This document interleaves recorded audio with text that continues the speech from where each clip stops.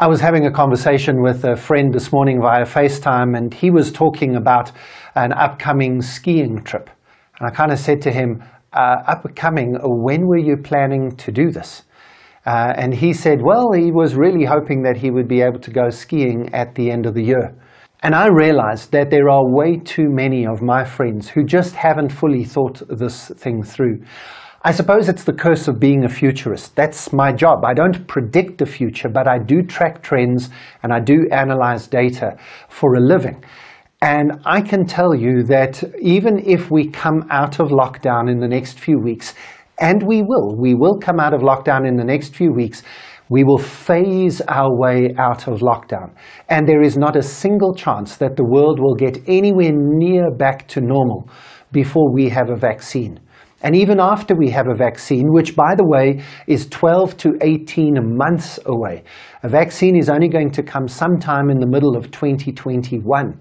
And even when we have a vaccine ready, we still have to produce enough and ship it around the world and give it to everybody before we can even think about getting back to normal again.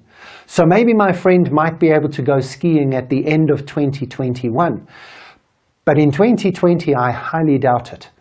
One of the things that's going to take the longest to come back after we've dealt with the initial crisis is international airline travel. We are going to have to continue social distancing even after the crisis is over, even after our lockdown periods have finished.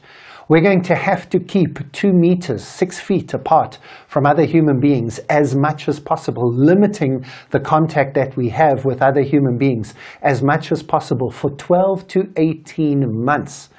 We really do need to get this into our heads.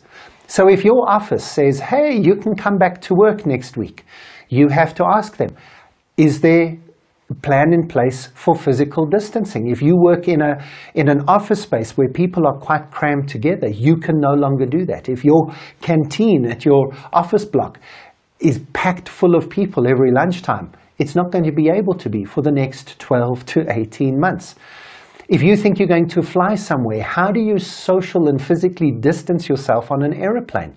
You're going to only have 1 person per row.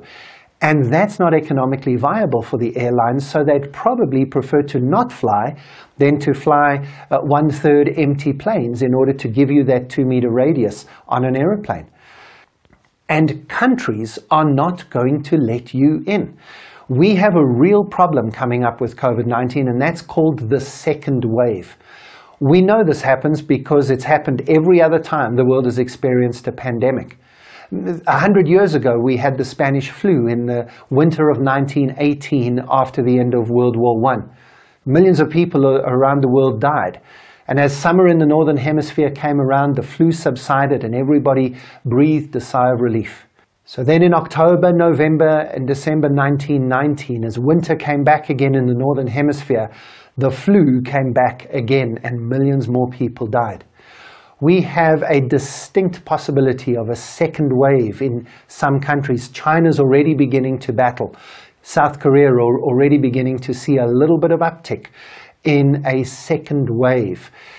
And that's because people are not practicing social distancing. So the whole point I'm trying to make to you, and I hope I got this across to my friend who thinks he's going skiing sometime this year, is that the world is not going back to normal anytime soon. Even if lockdown ends fairly soon, and it probably will, we are going to have to live in a really different world for the next few months until we get that vaccine. It's going to change how your office is set up, what public transport looks like. It's going to continue to make sure that we don't travel internationally as countries restrict your access and put you under quarantine if you cross over a border. It's going to affect our schools and our hotels and our restaurants and our shopping malls, and pretty much everything you imagine you are going back to is going to look very, very different in the next 12 to 18 months. Please start getting your head around the fact that this world is a very different world. We haven't just had a short holiday, a few weeks at home, and then we go back to how things were. Everything has changed. Everything is going to have to change. And that means that you and your organization are going to have to change too.